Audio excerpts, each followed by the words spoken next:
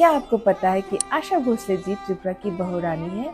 हाँ, मगर क्या आपको ये भी पता है कि वो त्रिपुरा की महारानी भी हो सकती थी? जी हाँ, बॉलीवुड की लेजेंडरी सिंगर आशा भोसले जी का रॉयल कनेक्शन है और वो भी डायरेक्टली त्रिपुरा रॉयल फैमिली से।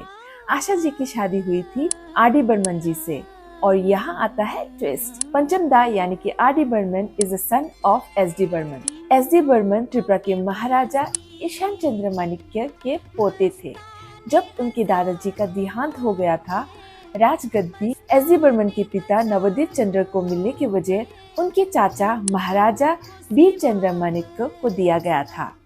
फ्यू सेकेंड्स के लिए चलो मान लेते हैं हाइपोथेटिकली महाराजा ईशान चंद्र के देहांत के बाद अगर राजगद्दी उनके बेटे नवोदित चंद्र को मिलता और फिर उनके बेटे एस.डी. बर्मन को, उसके बाद उनके बेटे आर.डी. बर्मन को, तो समझ में आया कि in another world how Asha Bhosle ji could have been our महारानी.